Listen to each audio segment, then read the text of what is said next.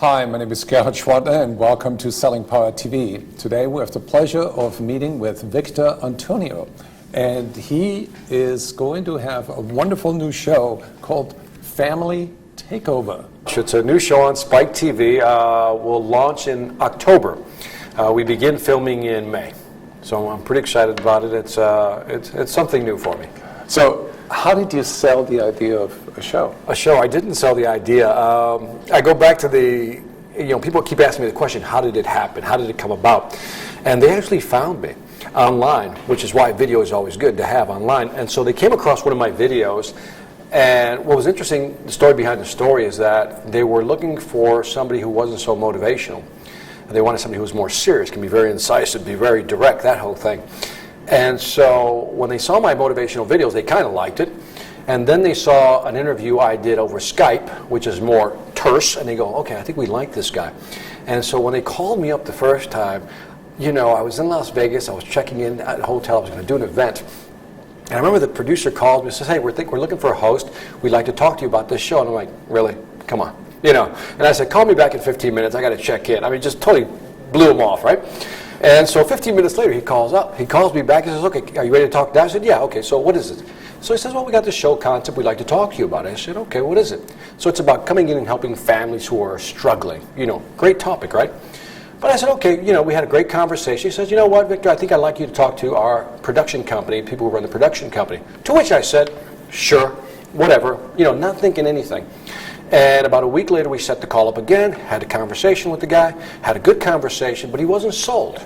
If we're talking about selling, he wasn't sold on me. And finally, he asked me the question, he goes, Victor, can you go big? And I go, what does that mean, go big? He says, this is a tough show, you have to be able to get in people's faces. To which I responded, I believe the words were, I'm originally from Chicago, I'm from the hood, and I'm Puerto Rican.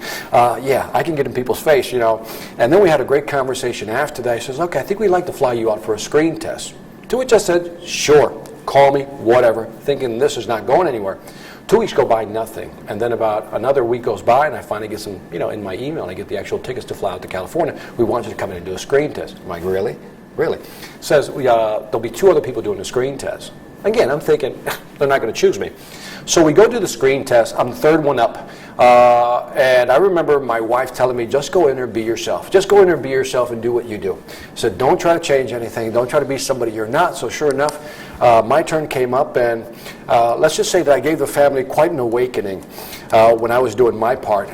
And so we finished that, and they were telling me, you did real well. And to which I said, do I get a copy of the video? I just want a copy of the sizzle reel. That's all I want, right? Because that's all I think I'm going to get out of this whole deal.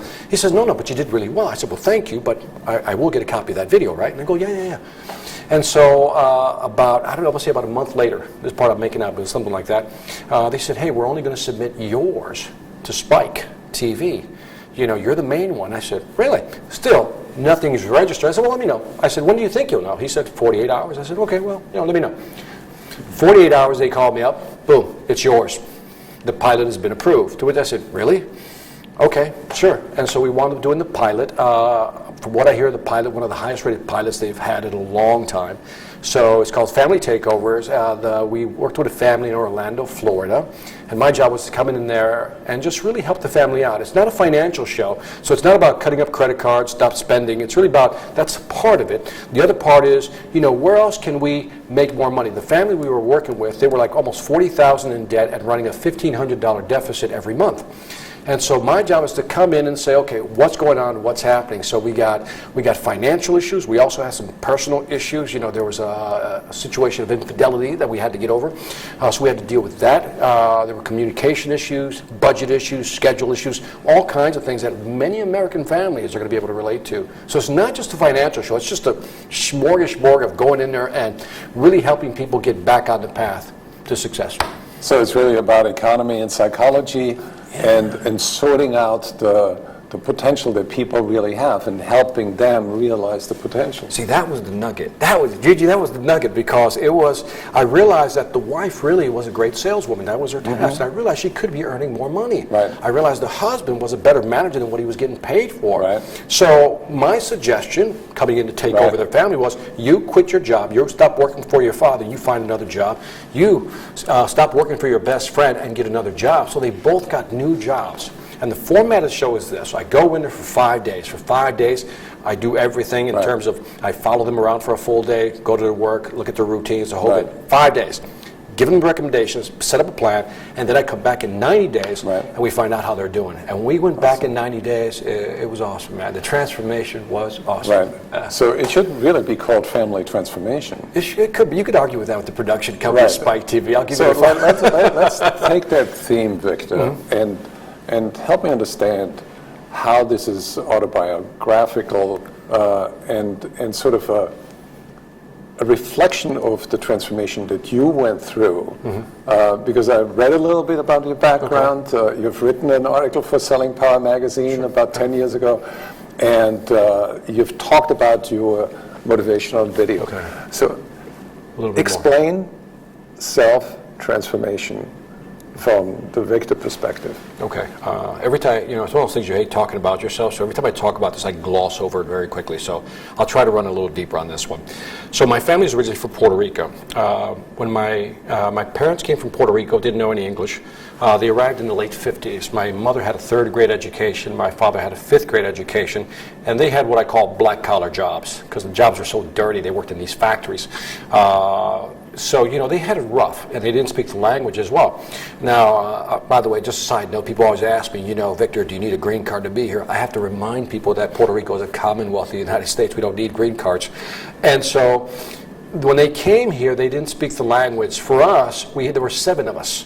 And so my mother became disabled, just a back injury, and so she couldn't work any longer. So my father had to work, and he was only at the time making I think it was $17,000 a year. You got 7 kids rather, and then so we lived on public assistance. With the food stamps, the government cheese, the powdered milk. Public assistance. I get that. I understand that pain. And we lived near the Humboldt Park area, which is right by the Cabrini Green housing project. So we understood the drugs, we understood the violence, we understood gangs and all that. So, I have friends who are in the cemetery, friends who are in prison, And so the question I'm often asked is, well, how did you get out of that? And I said, I don't know. I'd like to tell you I had this magic, path, but I didn't. I could have gone left or right, and it just went right, if you know what I mean. And so as I was going through, being raised in that neighborhood, you begin to adjust certain things. Where not to walk through. Stay away from that block. Don't do that. Don't do this. You learn how to hustle. You learn how to make money. I remember we used to buy.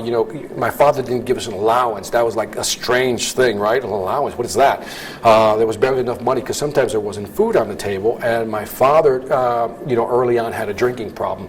So a lot of that money was for drinking, and so liquid assets. Very liquid assets. So he would drink the money, and so sometimes the neighbors would have to sneak food to us. Sneak because my father would get mad when somebody else would bring us food, and so that was also, so you understood hunger a little bit. You understood, every, end of the month you waited for the food stamps to come because you knew that mom was going to go grocery shopping and the cupboards were going to be full again. And so, that was the mindset. So if you wanted money, you had to go hustle for it. So I remember we used to collect cans, right? And so you get clever. You get, there's some moral dilemmas here, but back then I didn't have any moral dilemmas about the following. One way to make money was we used to collect cans and used to take them to the junkyard and get money. And so I remember I spent half a day collecting this big bag of cans, right? And I took it over to the junkyard. That guy gave me, $1.50 or something like that. And I was like, screw this. This is not enough money. And so I came up with the idea of actually filling up the cans with mud. And before I smashed them, right? Because the mud would dry and make everything way heavier. And so, again, I'm not saying that was right. But there were little things like that you'd learn to kind of do just to hustle to make a little bit of money. You tilted the scale in your favor. I tilted it just a little bit. I don't recommend that. Don't do that. So I did. But, I was the youngest of 7. My mother basically said to me, if you don't go to college, you'll have to go to work with your father. In fact, if you drop out of high school, you'll have to go work with your father at the factory. I saw how that turned out for my brothers, and I was like, let's not do that. So people always ask me, what was my prime motivator? And I said, fear. It was basic fear. I didn't want to work in a factory, so I stayed in high school. I did well in high school. I graduated 3rd in my class. So I thought I was, a smart kid, right? So my mother says, are you going to college? I said, yeah, I don't want to work in a factory. So I decided to get a degree in electrical engineering. Why engineering? Because they made money. So I was totally money driven. When I got to college, that to me was to me, when it comes to diversity, that was the toughest part, because I graduated from an inner city public school, third in my class. When I got to college, I couldn't compete. I could not compete. I realized what a private education is and what a public school education is, and there was a big gap. And so the first year I had to drop all my classes and take remedial classes. So it took me 5.5 years to graduate from college, but I was determined to graduate because I was too afraid of quitting. And so I wound up just, graduating after 5.5 years with an engineering degree. And during that 5.5 years was the new transformation, because, and I explain this, to others, and maybe you'll get it, maybe you won't. When we lived in the hood, in the neighborhood, it was predominantly black and Hispanic. That's it, right? You didn't see Caucasians. In fact, if you saw a Caucasian in our neighborhood, you swore that guy was lost, right? Because, what are you doing there? And so, but when I went to college, that wasn't the case anymore. Now, obviously, Caucasians, whites, but you also have, Middle Easterns, you have Latin Americans, because not all Hispanics are created equal, contrary to popular belief. And then you have people from, Asia, so now this was truly a melting pot for me, and that was the beginning of what I call culture shock, because now I was out of my comfort zone, and I had to deal with all these different types of people. And what I realized after a while is they have the same problems I do, right? Maybe at a different level, economic level, but they have the same problems, same issues. And that was the beginning of the transformation, because college to me was so pivotal. And when I came out of college, I was different. And I knew I was different because, and this may sound bad, but I'm going to say it anyway. I remember going to a family reunion, our Puerto Rican family reunion, and one of my cousins came up to me and he says, I listened to you, and he said this, he goes, you sound white. And I said, thank you. That's all I said to him. I said, thank you.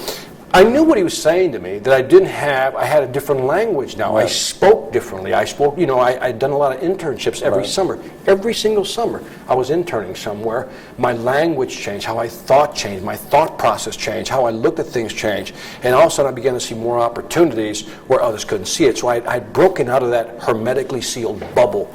And I could see things differently, and that to me was the biggest culture shift. So you made a cultural transformation, really. So let's assume for a moment that we were able to travel in time, and you take your present experience level, and you revisit with your father, who had a drinking problem, who had a problem in feeding his family and providing for you. What would you do as a counselor to him if you were to run the family takeover show with your own family? That's a tough question. Man, that's a hard question. I don't like that question, Gerhard, but I'll do my best to answer it. One of the benefits of the show is that you come in as an outside expert, somebody who people are willing to listen to, right? And so I have to make one assumption in this example, in this scenario. You're an outsider. That I am an outsider. Right. And one of the biggest problems that I would have in trying to transform this family is that, one is that there were 7 of us. Somebody wasn't thinking about the economics here, about how do you pay for all these kids, right? So now you have to figure out how do you get these, how would you get the husband, my father in this case, more education so they can get a better job, right? And my mother was disabled at the time, so there's not much you can do there. So in this case, the options would be very limited. So the honest answer is I really don't know what I would suggest, because I think that would be a tough scenario to break out of. And I think again, when they're coming in first generation, the skill sets are not that high. And back then, you're still looking at the 50s and the 60s. We're still at the edge of the Industrial Revolution. Manufacturing is still big. Today, it's a knowledge-based society. It's a totally different world. So I don't know what I would like to argue that in every difficulty, there is opportunity to be found. And if you look at your 6 brothers and sisters and your siblings, probably there would be potential that you can find by looking at them and say, I would have to get one of my brothers out of selling drugs to convince him not to do that anymore. That would be a good thing, right? My other brother decided to get married and leave the house.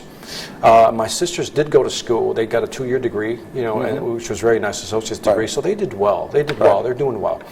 And so I think for my father, I guess I would only consult him. You got to stop the drinking. You got to get past this. There's got to be a way to, because maybe that was impacting his ability to actually get a raise or move up within the company that he was working with. One could argue that as well. But what I like about your show is that you use two qualities that I would call as being firm, the capacity to be firm and tough, and the other one, the capacity to be friendly and loving and nurturing.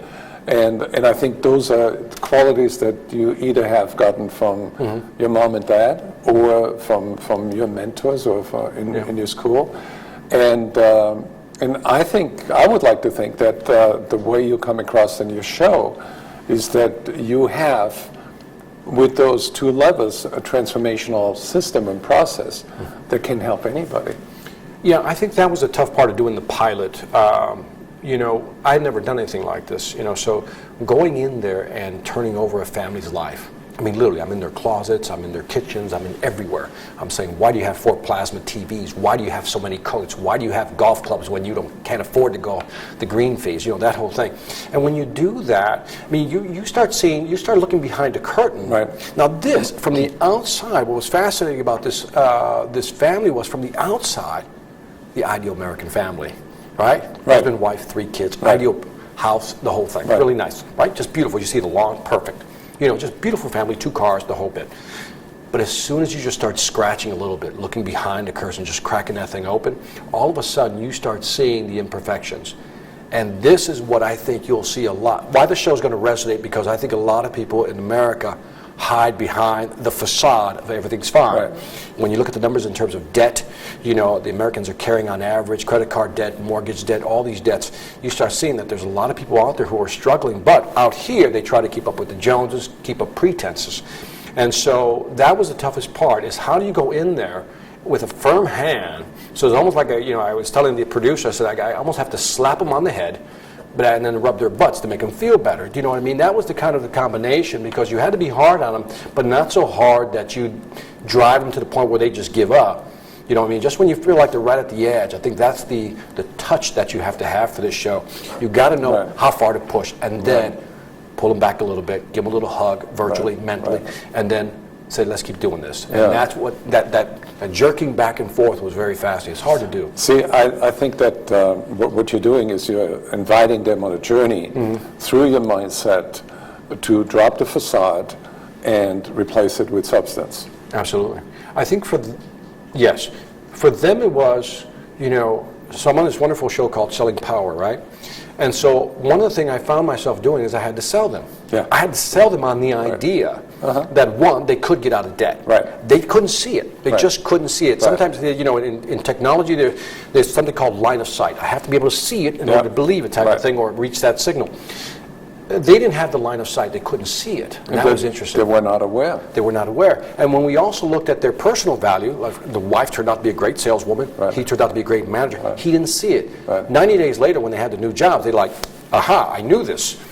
But they didn't have that line of sight. So part of it is elevating the expectations. I think sometimes too often we undermine our own expectations. We don't think we're good enough. We don't value ourselves enough. And that's not touchy-feely existential stuff. I'm talking about, you have skills. People should pay you what you're worth for those skills, and that's what they had to learn. But also, I think it's important to look beyond the surface and have the courage to dig a little deeper, and then reappraise your potential. And I think those are the levels of transformation. It's pushing them to want to reevaluate. The thing is, they're so used to people saying, no, you're not worth that they begin to believe it. Right? And so the specific example in the pilot is that the mother had a $30,000 a year job. To which we as sales professionals, we're like, she could make 60. You should make 60, easy. And when I told her that, didn't believe me. No way. So we were at an HR headhunter firm, rather, had the president come in, right? And I just asked him, I said, on average, when I look at your salespeople, now she's standing next to me when I asked this question, I said, on average, what do these people make here? What do your salespeople make? He says, well, we have a range. He said, I said, well, give me the high end and give me the average. He goes, one person here is doing over $200,000. I looked at her, she's kind of not believing this. I said, well, what's your average salesperson making? He said, $90,000. Average age, 26. At this point, I look at her, she still can't believe it. Now, fast forward, remember I said we film for 5 days, then we go back in 90 days, right? When I went back and we're done with the final filming, we did the whole thing, she says, I've been dying to tell you something. I said, what? She goes, well, I went to the interview, and the sales manager said to me, he says, why aren't you making $50,000 at least? He says, I swear to you, Victor, I thought there was a camera hidden in that room. Wow. Because that's exactly what you had told me. And he told me the same thing. I was worth more. And that was a cool moment. It's a wonderful moment, and also it underlines a truth that a lot of people who are watching this program need to realize, that sales transformation can actually lead to family transformation. It is. It's a belief system. Right. Do you believe in your product? Right. In the case of an individual, you got to believe in you. You are the product. And I think people don't see themselves features, benefits. And the thing that I like about your personal story, your personal transformation, is that you sold yourself to a better you. And see what you're doing now, helping other families become sort of a replica of your DNA, which is self-transformation through sales transformation. I think if they can see themselves, if people can just reach in the back of their neck, grab their price tag, look at it, and says, no, I'm worth more than this, and toss it mentally, that's what they have to do. Love it. You know what I mean? I think as soon as people start valuing themselves more, I think your attitude changes. Because all of a sudden, you had to see them. They had, both of them, husband and wife, had a different walk. They had a different talk. Right. Because now they were being paid more. They were given more responsibility in both cases, because somebody actually told them. Some guy named Victor came along and says, hey, you're worth more. Right. But you also learned a lot from Zig Ziglar, right? Oh, man. Do you remember the word enthusiasm and the last 4 letters, what they stand for? No, I don't remember that. IASM. I am sold myself. That's right. I agree with him. You know, I was a big Zig Ziglar fan. I saw him, I think I told you the story. I first saw Zig Ziglar in 1995, Minneapolis, Minnesota, and when I saw him for the first time, I was like, my God, look at that guy. And at that point, it was the first inkling of that's what I wanted to do. But and I finally got a chance to speak with him. I mentioned that to you in Jackson, Mississippi before he passed away. And that to me was, you know, that's one of those career highlights when you meet him. He's as gracious could have been. I mean, it's just a beautiful man. Well, congratulations, Victor, Thank you. Family Takeover. Watch that show. And what is your website? Website is victorantonio.com. That's simple. Wonderful. Thank you so very much. All right, appreciate it.